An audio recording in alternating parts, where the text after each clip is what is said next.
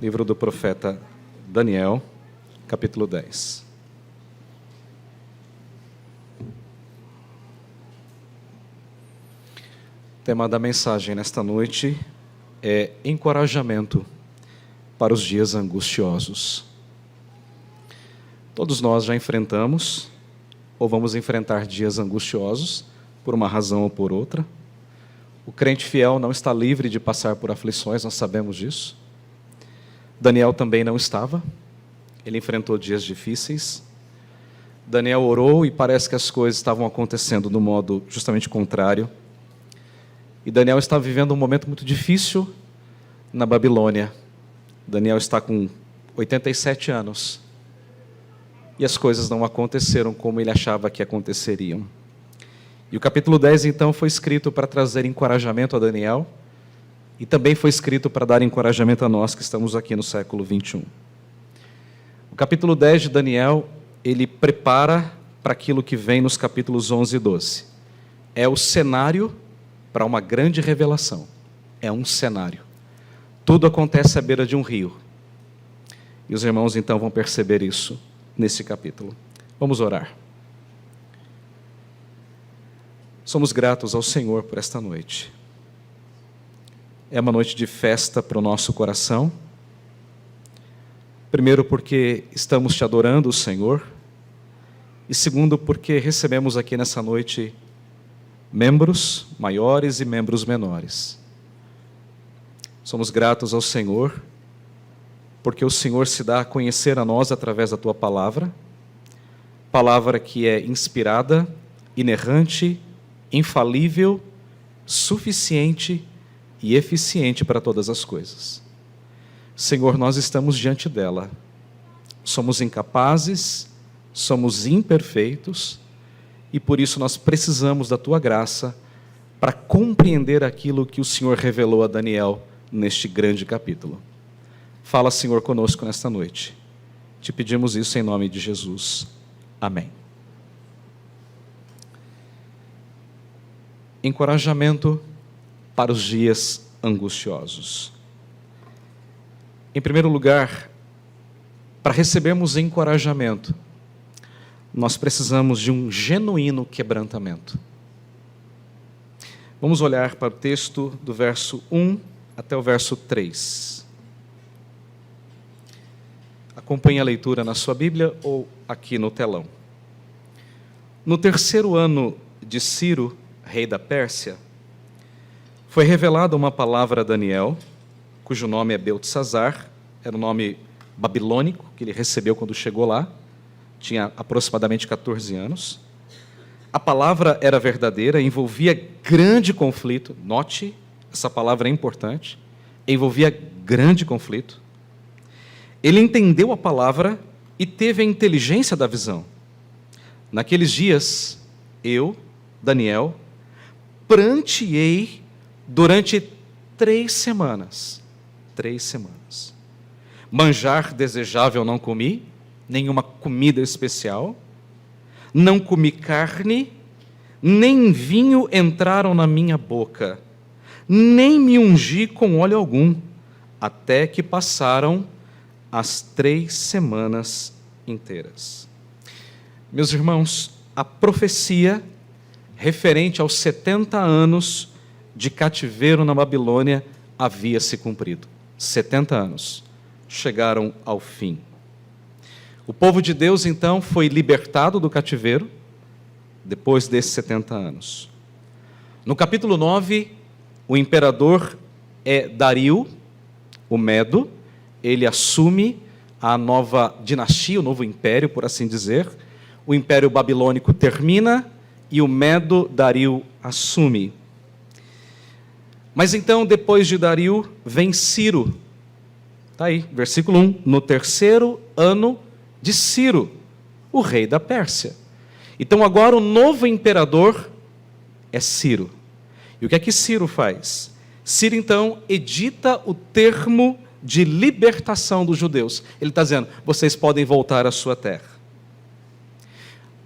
Mas desde que Ciro escreveu, editou aquele edito de liberdade, os judeus então ainda permaneceram na Babilônia por cerca de mais ou menos 2 anos. Então, depois de 2 anos, um pequeno grupo de judeus começa a retornar a Jerusalém. Apenas um pequeno grupo. Às vezes a gente tem a ideia de que, assim, terminaram os 70 anos, aí todo mundo pegou suas malinhas e correu para Jerusalém. Mas não foi assim. Apenas um pequeno grupo de judeus. E Daniel? Daniel não retornou a Jerusalém. Daniel permaneceu na Babilônia. Talvez por 2 razões. Primeira razão, Daniel já estava bastante adiantado em dias. Daniel, nessa altura, deveria ter algo em torno de 87 anos. E a segunda razão é porque talvez a saúde de Daniel fosse bastante frágil para viajar uma distância muito longa da Babilônia até Jerusalém. Então Daniel não voltou para Jerusalém, ele permaneceu na Babilônia. Então Daniel, ele tomou conhecimento de uma situação que trouxe muita angústia para o seu coração. Na verdade, 2 situações. Você se lembra que Daniel está orando pelo retorno do seu povo à terra prometida. Ele está orando por isso. Ele está pedindo a Deus: Senhor, restaura o teu povo. Só que quando ele termina de orar, e Deus fala: ok, eu vou restaurar, então vem Ciro, assina, e diz assim: ok, podem voltar para Jerusalém. Mas o povo não prefere voltar. O povo prefere permanecer na Babilônia. Isso não seria assim frustrante? Você ora por 70 anos, e quando termina os 70 anos, e aí você acha que o seu povo vai retornar, mas não retorna. O povo preferiu, na sua grande maioria, permanecer na Babilônia. Não é estranho isso? Isso significa o quê? Que o povo de Deus amou mais a Babilônia do que a sua própria pátria. É triste isso, não é? Isso trouxe angústia para o coração de Daniel. Mas existe ainda um segundo problema. O segundo problema é que aqueles judeus que chegaram a Jerusalém, eles enfrentaram uma grande dificuldade.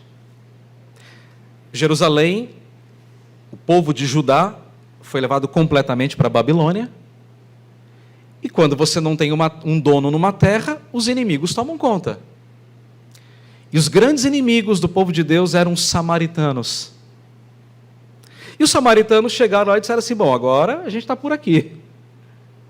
E quando o povo de Deus volta do cativeiro, eles: bom, agora vamos reconstruir o templo. Vamos reconstruir a cidade. E os samaritanos: não. Vocês não vão conseguir reconstruir os muros de jeito nenhum. Lembra do livro de Neemias? É esse tempo aqui. Lembra de Esdras? É esse tempo aqui. Então os samaritanos começam a fazer pressão psicológica. Vocês não vão conseguir. Só que eles vão mais longe. Eles escrevem uma carta ao rei da Pérsia, Ciro, dizendo assim: olha, não deixa reconstruir não. Sabe por quê? Porque o povo vai se levantar como nação e isso vai simbolizar um grande problema para você lá na frente. Então, por que Daniel está angustiado? Porque ele está sofrendo com um problema interno, que é o seu povo dizendo assim: nós não queremos voltar, nós gostamos da Babilônia, que nada de Jerusalém, está bom aqui. E um problema externo, a pressão dos inimigos para que não aconteça a restauração do templo e da cidade. Percebem? É por isso que Daniel está dizendo: eu estou muito angustiado, muito angustiado. Você se lembra que lá no capítulo 9, a visão que Daniel teve lá das 70 semanas, numa das visões, numa parte das visões, Deus falou assim: vocês vão voltar, vocês vão ser restaurados, mas isso vai acontecer em tempos angustiosos. Então não foi fácil, não foi um retorno simples. Eles voltaram e tudo aconteceu da noite para o dia. Bem, diante desse cenário triste, a pergunta é: o que é que Daniel fez? O texto diz que Daniel orou e se lamentou por 3 semanas. E o que Daniel não fez? Daniel não comeu nenhum manjar, nenhuma comida especial. Daniel não comeu carne, Daniel não tomou vinho, e Daniel nem mesmo se ungiu com um óleo próprio, que era um óleo para refrescar a pele. Era uma região muito quente, e as pessoas não se banhavam como nós tomamos banho todos os dias. Então Daniel disse: eu não fiz nada disso. E por que Daniel não fez isso? Porque Daniel estava se quebrantando diante de Deus. Você se lembra quando Daniel chegou à Babilônia, quando ele tinha 14 anos? O rei falou assim: separe os melhores, e eles vão comer da minha comida. O que é que Daniel fez? Eu vou fazer uma dieta de legumes e de água. E por quê? Porque ele estava dizendo assim para o rei: eu prefiro depender de Deus a depender de você. E o que Daniel está fazendo aqui é justamente isso. Ele está dizendo: eu vou depender plenamente de Deus, eu quero me quebrantar diante de Deus. Então perceba que para Daniel, a restauração não foi um tempo de festa. Não foi, era para ser, mas não foi. Para Daniel, a restauração foi um tempo de quebrantamento, foi um tempo de choro, foi um tempo de lágrima, foi um tempo de se derramar diante de Deus e dizer: Deus, eu orei por 70 anos, e agora o meu povo não quer voltar à terra, e aqueles que voltaram não conseguem reconstruir. Senhor, eu estou quebrantado, como acabamos de cantar com as crianças, quebrantado, estou derramado diante do Senhor.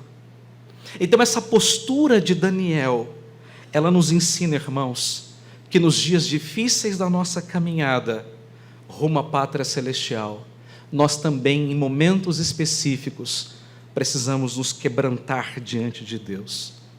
Nós precisamos pedir a Deus que Deus tenha misericórdia de nós, que Deus mude as coisas, que Deus mude a disposição do coração do seu povo.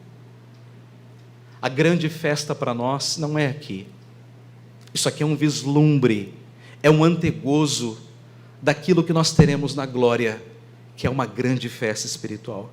Mas enquanto nós não chegamos lá na glória, o tempo que nós estamos vivendo aqui é um tempo de humilhação. É um tempo para nos humilharmos debaixo da poderosa mão de Deus. É tempo de nos quebrantarmos diante de Deus e pedirmos perdão pelos nossos pecados. Penso eu, irmãos, que a igreja brasileira, ela precisa se quebrantar diante de Deus. Ela precisa voltar a se humilhar diante desse Deus que é santo, que é poderoso, que é excelso, que é sublime. Nós não podemos nos acostumar a esta Babilônia chamada de mundo. Nós não podemos amar mais esse mundo do que nós amamos a Deus. E é triste, irmãos, mas nessa caminhada para a terra celestial, há muitos crentes que estão amando o mundo, que estão se apegando aos valores, à filosofia deste mundo. Quando a Bíblia diz assim: não ame o mundo e nem as coisas que há no mundo, porque aquele que ama o mundo, o amor de Deus não está nele. E é isso que Daniel está fazendo, se quebrantando diante de Deus e pedindo: Senhor, restaura o coração do seu povo. Mais do que restaurar o seu povo à terra, restaura o coração do seu povo diante do Senhor novamente. Meus irmãos, é tempo de nos quebrantarmos diante de Deus. Não é um tempo de festa, não é um tempo de alegria, é um tempo de quebrantamento. Muitos crentes, depois da pandemia, não voltaram. Continuam nas suas casas achando que é possível adorar a Deus em frente a uma televisão. Não é. A televisão é um veículo, a internet é um meio, mas a adoração se processa aqui, na comunhão do povo de Deus. Muitos crentes se encantam com o dinheiro, com a vida, com aquilo que o mundo oferece. Estão se esquecendo que, na verdade, são peregrinos nesse mundo. Nós somos peregrinos nesta Babilônia, até chegarmos à terra prometida. Se nós queremos encorajamento, nós precisamos nos quebrantar diante de Deus. É assim que começa. Em segundo lugar, se queremos encorajamento para dias angustiosos, nós precisamos contemplar uma visão gloriosa da pessoa de Deus. Vamos ler do verso 5 até o verso 9.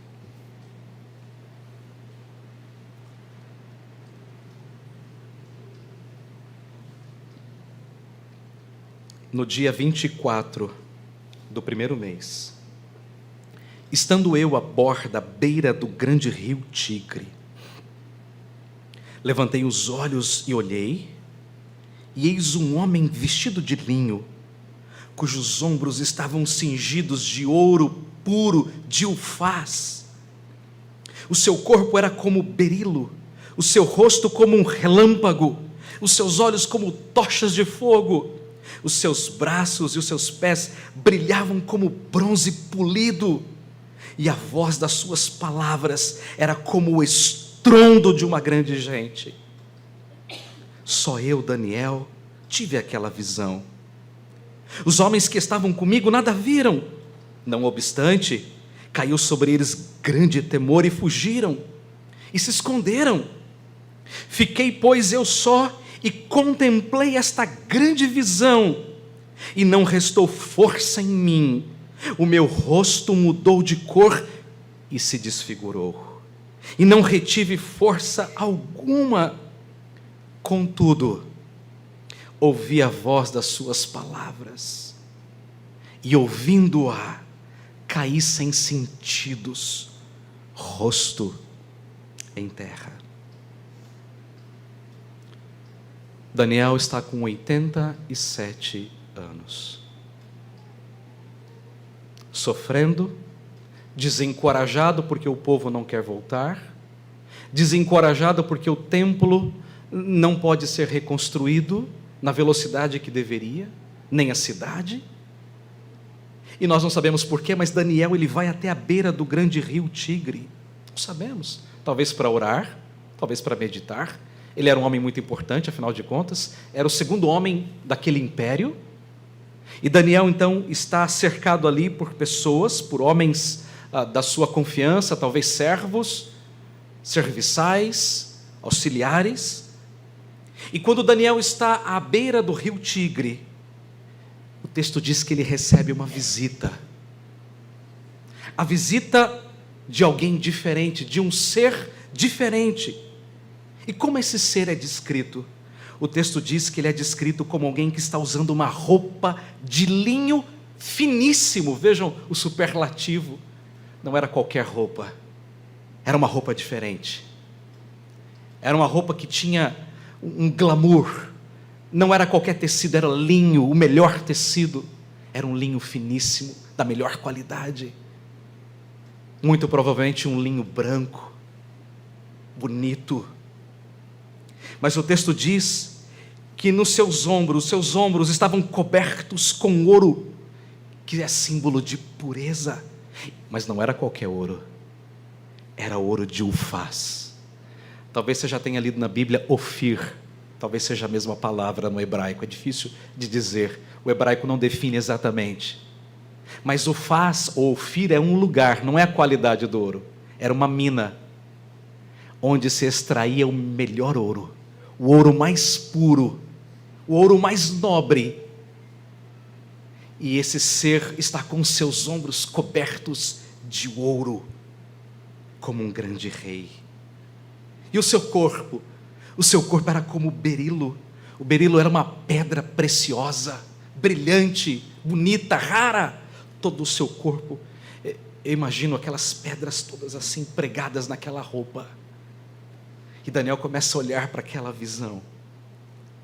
E quando ele olha para os olhos daquele ser, aliás, para o rosto, o texto diz que o seu rosto era como um relâmpago. Todo mundo aqui já viu um relâmpago, um raio. Eu confesso que eu tenho muito medo, não gosto. Eu tive uma experiência traumática quando era menino. Eu vi um relâmpago cair na casa do vizinho, partiu uma árvore. E a tempestade foi tão forte que pegou um galho daquela árvore e fez aquele galho enorme ultrapassar uma esquina, todo o terreno da minha casa, e ir parar na porta do meu vizinho. E naquela noite, a minha casa foi quase que completamente descoberta, destelhada. Eu estava sozinho com a minha mãe. Eu era menino. Então a minha experiência com trovão e com raia não é muito boa.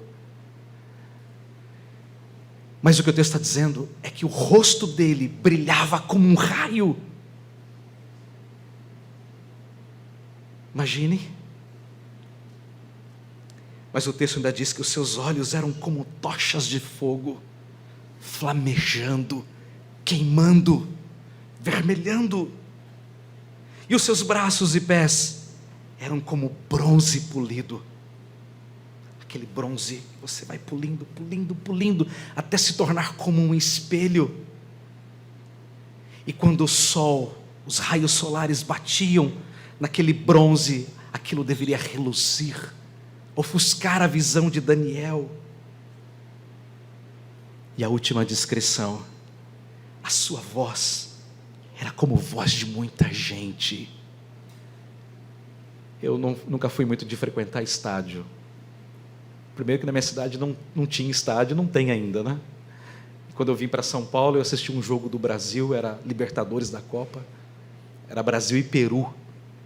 E o Brasil vergonhosamente empatou 1-1, que vergonha. Mas quando o Brasil fez o primeiro gol, eu nunca vi uma coisa tão forte em toda a minha vida.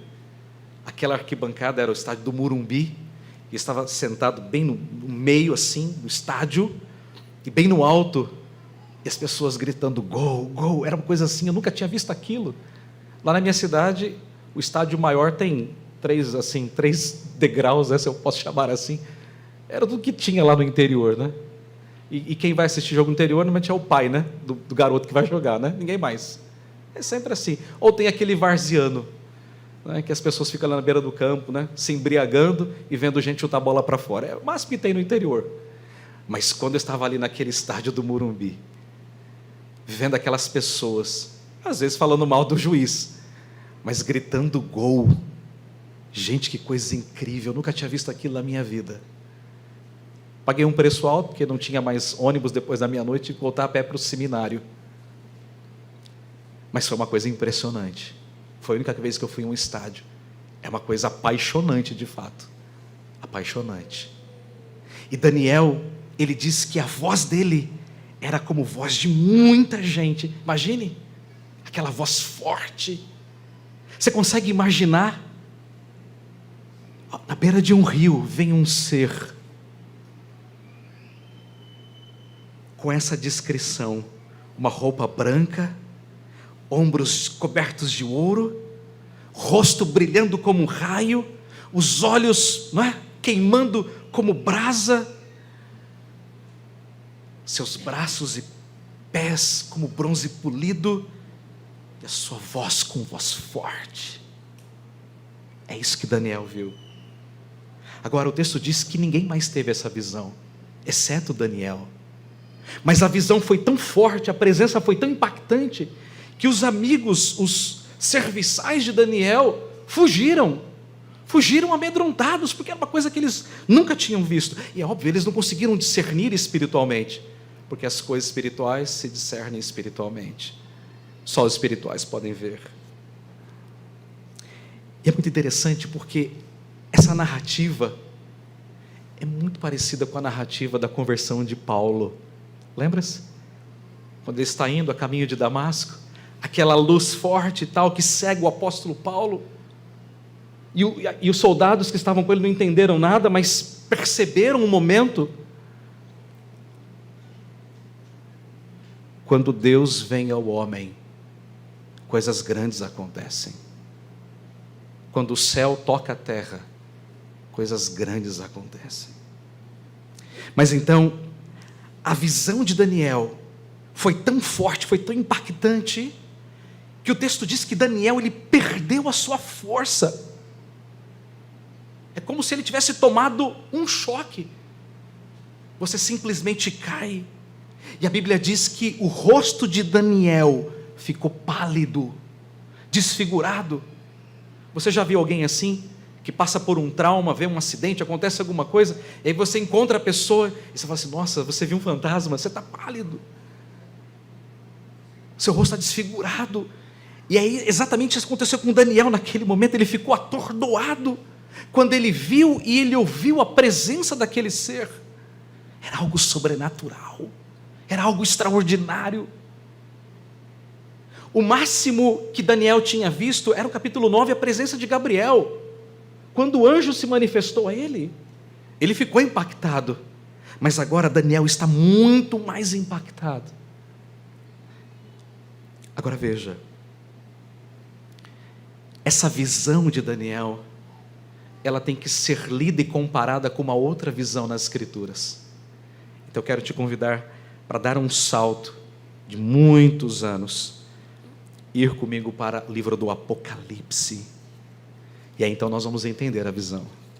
Apocalipse capítulo 1. Do verso 12 até o verso 18. Deixe-me dar um contexto para você dessa visão, para você entender exatamente o que está acontecendo aqui. João, ele está exilado na ilha de Patmos por causa do evangelho, porque era um crente. João, ele está completamente desencorajado, e por quê? Porque tem gente sofrendo, tem gente sendo dispersa, tem gente perdendo casa, trabalho, até mesmo a vida por amor ao evangelho. As notícias estão chegando para João, ele está dizendo: e agora, Senhor? O teu povo está sofrendo. E João então está desencorajado, desmotivado, angustiado. E então, exatamente naquele momento, alguém aparece para ele.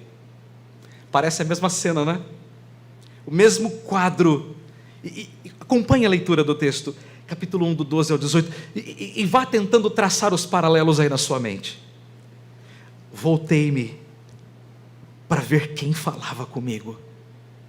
E voltando, eu vi 7 candeeiros de ouro, e no meio dos candeeiros, um semelhante a filho de homem, com vestes talares e cingido à altura do peito, com uma cinta de ouro.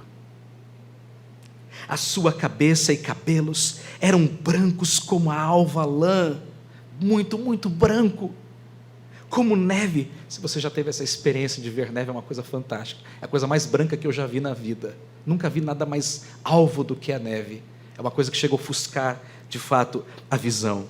Os olhos como chama de fogo. Percebe? Os pés semelhantes a que, irmãos? Ao bronze polido, como que refinado numa fornalha. E a voz? A voz como voz de muitas águas. Se você já foi aqui na divisa do Brasil com Paraguai e Argentina, como é que chama lá? Foz do Iguaçu. Eu ainda não fui. Eu preciso ir lá. Dizem que na época da cheia, o som é tão forte que quase te deixa surdo.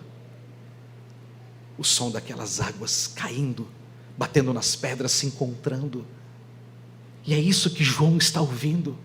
O som da sua voz é como o som de muitas águas. Lá eram pessoas, aqui são águas. E ele tinha na mão direita 7 estrelas, e da boca saía-lhe uma espada afiada de 2 gumes. E o seu rosto brilhava como o sol na sua força ao meio-dia. Quando vi, caí aos seus pés como morto. Porém ele colocou a mão sobre mim, a mão direita sobre mim, dizendo: não temas, porque eu sou o primeiro e o último, aquele que vive. Eu estive morto, mas eis que estou vivo pelos séculos dos séculos, e eu tenho as chaves da morte e do inferno. Quem é este homem? É Jesus Cristo, o Filho de Deus. Esse é o mesmo homem que apareceu a Daniel no capítulo 10, e agora aparece a João no capítulo 1 de Apocalipse. E por que Jesus apareceu a Daniel? Por que Jesus apareceu a João? Para dar encorajamento. Daniel, desencorajado, angustiado. João, desencorajado e angustiado por causa do seu povo. Povo perseguido pelos inimigos. E em Apocalipse é a mesma coisa. E a grande lição que nós aprendemos é que em momentos angustiosos, nós precisamos ter uma visão da glória de Deus. Nós precisamos de uma visão de um Cristo não pequeno, não apequenado, não mais pregado numa cruz, mas a visão de um Cristo vivo, ressurreto, glorioso, soberano, vencedor, chefe, rei de todas as coisas. Você vai dizer, mas pastor Daniel viu pessoalmente e João também. É verdade, nós não vemos. Nós não vemos Jesus, mas nós temos a sua palavra. Jesus não disse isso quando se encontrou com os discípulos? Bem-aventurados os que não viram e creram. Bem-aventurados os que não viram e creram. Meus queridos irmãos, hoje nós não vemos a Cristo, mas nós sabemos que Ele está conosco, porque Ele prometeu que nunca iria nos abandonar, nunca. E Ele continua nos guiando e nos sustentando através da sua palavra, que é viva e eficaz. O autor de Hebreus, no capítulo número 12, ele está encorajando aqueles irmãos judeus, desanimados também, tentados a voltar às velhas práticas, e ele diz, não façam isso, mas corram a carreira com perseverança, olhando firmemente para o autor e consumador da fé, Jesus Cristo. Olhem para Ele, confiem nele. Então, irmãos, em tempos de angústia, em tempos de frieza espiritual, nós precisamos olhar para Cristo e precisamos nos lembrar que o nosso Cristo, Ele é vivo, Ele é ressurreto, Ele é glorioso, Ele é o Senhor de todas as coisas, e Jesus está reinando de eternidade a eternidade.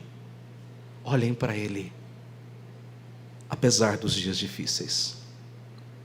A terceira e última lição: nos tempos angustiosos, nós precisamos crer nas promessas de Deus. Versículo 10 ao 21, até o final do capítulo. Veja então o que acontece depois da visão. Eis que certa mão me tocou, sacudiu-me e me pôs sobre os meus joelhos e as palmas das minhas mãos. Isto é, eu comecei a me levantar, e ele me disse: Daniel, homem muito amado, está atento às palavras que eu vou te dizer. Levanta-te sobre os pés, porque eis que te sou enviado. Ao falar ele comigo esta palavra, eu me pus em pé, tremendo, e então me disse: não temas, Daniel, porque desde o primeiro dia em que aplicaste o coração a compreender e a humilhar-te perante o teu Deus, foram ouvidas as tuas palavras, e por causa das tuas palavras é que eu vim. Mas o príncipe do reino da Pérsia me resistiu por 21 dias. Porém Miguel, um dos primeiros príncipes, veio para ajudar-me, e eu obtive vitória sobre os reis da Pérsia. Agora vim para fazer-te entender o que há de suceder ao teu povo nos últimos dias, porque a visão se refere a dias ainda distantes. Ao falar ele comigo estas palavras, dirigi o olhar para a terra e calei. E eis que como semelhança dos filhos dos homens me tocou os lábios. Então passei a falar e disse àquele que estava diante de mim: meu Senhor, por causa da visão me sobrevieram dores, e não ficou força alguma em mim. Como, pois, pode o servo do meu Senhor falar com o meu Senhor? Isto é, naquele momento vem alguém diferente e fala. Então ele pergunta: mas como é que você pode falar com o meu Senhor, sendo você um servo, se eu nem falei e estou caído? Porque quanto a mim, não me resta já força alguma, nem fôlego ficou em mim. Então me tornou a tocar aquele semelhante a um homem, e me fortaleceu, e disse: não temas, homem muito amado, paz seja contigo. Ser forte, ser forte. Ao falar ele comigo, fiquei fortalecido e disse: fala, meu Senhor, pois me fortaleceste. E ele disse: sabes por que eu vim? Sabes por que eu vim? Eu tornarei a pelejar contra o príncipe dos persas, e saindo eu, eis que virá o príncipe da Grécia. Mas eu te declararei o que está expresso, veja aí, o que está expresso na escritura da verdade. E ninguém aqui esteja ao meu lado contra aqueles, a não ser Miguel, o vosso príncipe. A primeira cena, Daniel se quebranta. A segunda cena, ele tem uma visão gloriosa de Deus. A terceira cena, Deus fala com ele. O Filho de Deus fala com Daniel. Aquele a quem Daniel viu, o Filho de Deus, agora começa a dizer coisas para Daniel, coisas importantes. E quando aquele ser celestial começa a fazer isso, o texto diz que Daniel caiu sem sentidos. Ele perdeu, ele ficou ali como que sem chão, sem entender as coisas. Como se ele tivesse sofrido ali um desmaio de alguns segundos. Você perde a consciência, você tem literalmente um apagão. Então o que acontece? O Filho de Deus tocou em Daniel. Ele literalmente chacoalhou Daniel e falou assim: Daniel, levanta. Homem muito amado. Imagine o Filho de Deus dizer isso para você. Daniel, homem muito amado. Que palavra encorajadora do Filho de Deus para Daniel.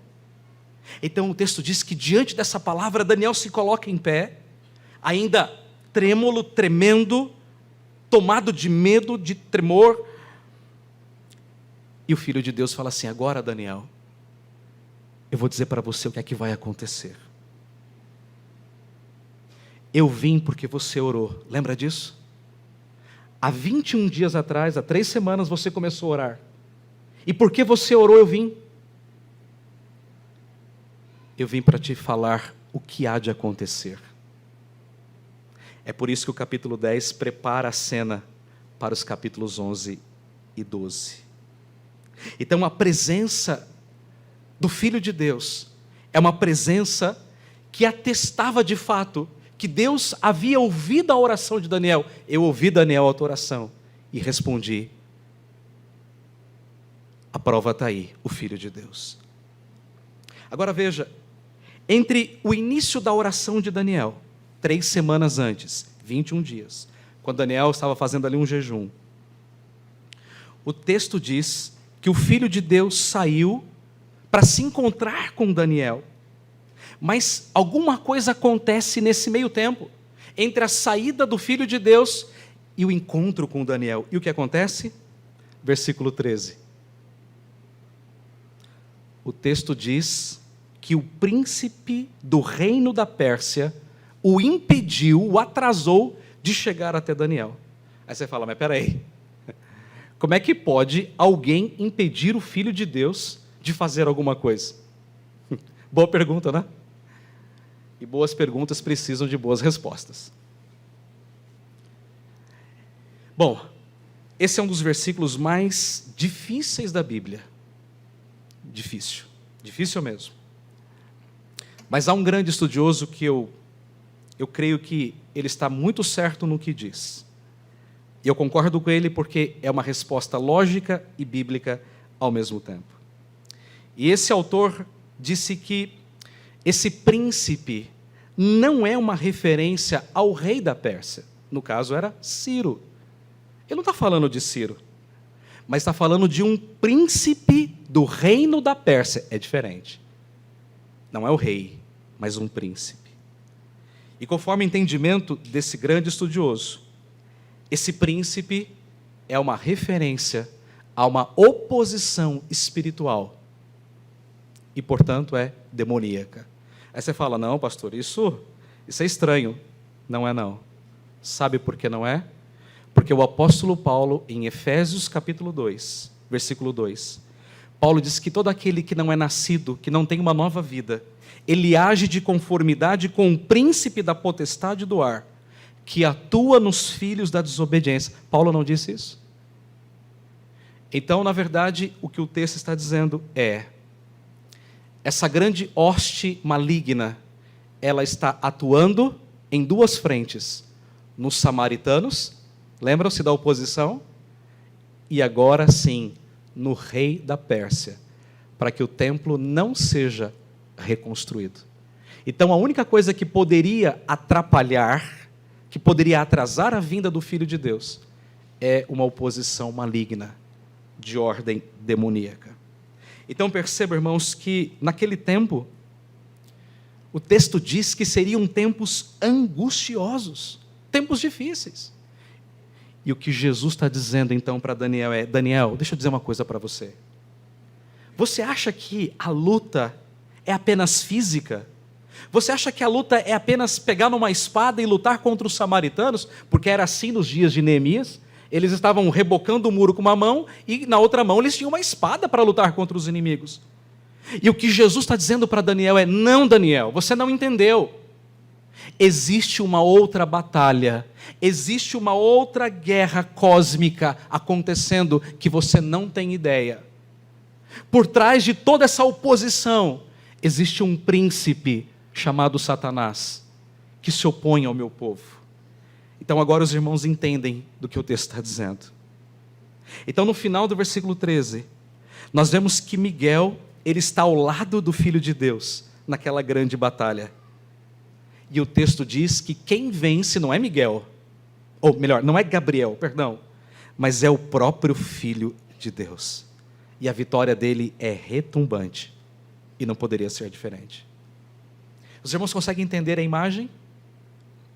Bom, então diante daquilo que ouvia, o texto diz que Daniel ele ficou calado, e Daniel começou a sentir dores no seu corpo, e Daniel perdeu literalmente as suas forças, versículos 16 e 17.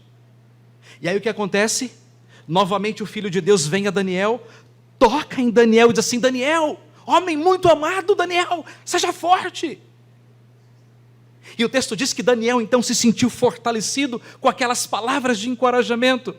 Então é como se Jesus estivesse dizendo para Daniel, Daniel acorda, coloque-se em pé, porque agora eu vou dizer para você uma coisa que eu ainda não disse. Eu demorei um pouquinho, é verdade, mas agora eu vou dizer uma coisa para você. Então aperta os cintos e ouça o que eu tenho para dizer. A pergunta é, o que o Filho de Deus disse para Daniel? Ele diz uma coisa importante. Ele diz assim, eu vou lutar novamente contra o príncipe dos persas. Quer dizer, a luta vai continuar. E virá uma outra luta que vai ser contra o príncipe da Grécia. A luta não vai terminar agora, a luta vai prosseguir. Então é evidente que aquele conflito que haveria de acontecer era um conflito espiritual. Não era carnal, mas essencialmente espiritual. E o que o Filho de Deus estava dizendo então para Daniel é o seguinte, Daniel, no plano terreno, existem batalhas com as quais nós lutamos com armas mundanas, com espada, com flecha, com arco. Mas Daniel, existe uma outra batalha num plano essencialmente espiritual. É o que nós chamamos de guerra cósmica, de uma batalha espiritual. Mas as armas são outras. E o propósito é outro. Agora, coloque-se no lugar de Daniel. O Filho de Deus vem para trazer encorajamento. É uma visão gloriosa. E aí o Filho de Deus assim, não, Daniel, a luta é grande. Você não consegue perceber isso, mas existe uma luta cósmica acontecendo numa região que você não pode ver. Imagine a cabecinha de Daniel ao ouvir essas coisas, irmãos. Um homem de 87 anos. Imagine a cabeça de Daniel.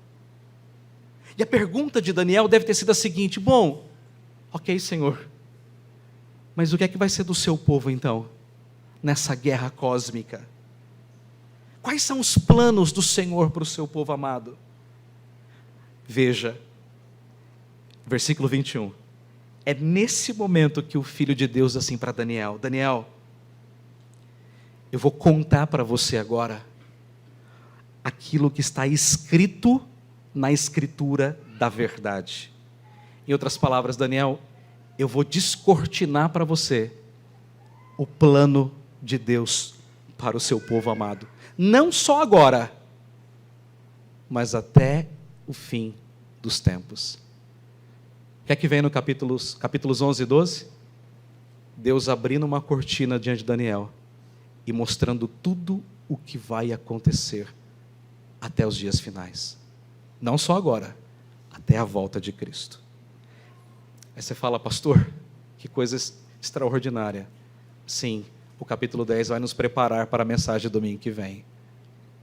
Mas qual é a grande lição, irmãos? A grande lição é que a nossa luta como igreja não é uma luta humana, não é contra os comunistas, contra os muçulmanos, contra os anticristãos ou coisa assim. A guerra que nós travamos é uma guerra essencialmente espiritual. E o apóstolo Paulo, quando escreve aos Efésios, no capítulo 6, ele deixa isso muito claro. Ele diz assim: a guerra, a nossa luta, não é contra carne ou sangue, e sim, irmãos, contra os principados e potestades, contra os dominadores deste mundo tenebroso, contra as forças espirituais do mal. Onde? Nas regiões celestes. Eu quero que você entenda uma coisa hoje à noite. A nossa luta não é política. A nossa luta não é militar. A nossa luta não é econômica. A nossa luta é essencialmente espiritual. E ela não é travada com armas mundanas, mas com armas espirituais. O que é que pode nos encorajar em meio a isso? Crer nas promessas de Deus. Crer naquilo que Ele mesmo prometeu. E o que é que Deus prometeu a nós? Que Ele estaria conosco todos os dias, até a consumação dos séculos. Isto é, por toda a eternidade. Ele prometeu que Ele venceria o nosso arqui-inimigo, Satanás. Ele prometeu que nós venceríamos, e nós venceremos. Então as promessas do Senhor precisam ser fonte de encorajamento para nós. Quando nós viermos a desanimar, lembremos-nos das promessas de Cristo Jesus. Ele vai estar conosco em todo o tempo. Concluindo a mensagem, o que devemos fazer para ter encorajamento em dias angustiosos? O que fazer como igreja? Primeiro, nos quebrantar diante de Deus. Se nós não nos quebrantarmos, nós nunca ficaremos em pé para sermos vitoriosos com Cristo. Encorajamento começa com quebrantamento. Segundo, nós devemos ter uma visão gloriosa de Cristo. O nosso Cristo é um Cristo vivo, é um Cristo ressurreto, é um Cristo glorioso, que não tem que ser entronizado porque Ele já está entronizado. Ele não tem que ser coroado porque Ele já está coroado. Jesus Cristo reina de eternidade a eternidade. Ele é o Senhor dos céus e da terra. Ele é o Senhor da igreja. Então esse mundo, irmãos, ele não caminha de maneira cíclica, um evento após o outro. Não. Esse mundo está nas mãos de Cristo. Ele é o Senhor de todas as coisas. Ele é o Rei que governa esse mundo de maneira soberana. Então tenha uma visão desse Cristo, nada menos do que isso. Mas em terceiro lugar, o que nos encoraja em tempos angustiosos é nos lembrar das promessas de Deus. Promessas que nunca falham, porque Deus não muda. Deus é Deus, e Deus não é homem de mentir. Deus é o Senhor da história, é o Senhor das promessas. É aquele que fez e que jurou, e que haverá de cumpri-las, porque Deus não volta atrás. Quando Cristo voltar, e eu acho que isso é muito encorajador para nós. Sabe aquela visão meio apocalíptica do Armagedon? daquela grande guerra, a gente tem a impressão de que quando Jesus voltar, ele virá com uma espada na mão, e do outro lado vai estar o grande dragão, a besta, o diabo, Satanás e as suas hostes, e Jesus vai batalhar, não é? Como aquela figura daquele homem que está com uma lança matando um dragão. Não, não é isso, irmãos. Quando Jesus Cristo voltar, ele vai destruir Satanás, como nós destruímos um pernilongo, uma formiga. A Bíblia diz que ele vai destruir Satanás com o sopro da sua boca. E naquele dia, nós reinaremos com ele por toda a eternidade. Mas até lá, temos ainda os capítulos 11 e 12 pela frente. Que Deus nos dê encorajamento. Agradecemos-te, Senhor, pela tua palavra. Palavra que traz encorajamento ao nosso coração nessa noite. Ensina-nos, Senhor, a olhar para o teu Filho e vê-lo como o Rei dos Reis e como o Senhor dos Senhores. Aquele que está governando o mundo. Tudo aquilo que acontece está debaixo das suas mãos poderosas. Ensina-nos a confiar nas tuas promessas e saber que elas não mudam e elas não falham. E o Senhor haverá de cumpri-las todas naquele dia glorioso, quando o Senhor há de destruir o nosso inimigo e há de nos ressuscitar em glória. E então nós habitaremos com o Senhor. Então nós nunca mais estaremos nessa Babilônia, mas estaremos com o Senhor na terra prometida para todos sempre. E nós nunca mais precisaremos reconstruir o tabernáculo, porque o Senhor mesmo será o nosso tabernáculo por toda a eternidade. E nós nunca mais precisaremos do sol, porque nós veremos a luz da tua glória na face do teu Filho. Aquilo que Daniel, Senhor, viu em sombras, nós veremos a plena realidade daquele dia glorioso. E nós haveremos de contemplar o teu Filho como ele é. E nós seremos como ele é, glorioso por toda a eternidade. É nele que nós oramos. Amém.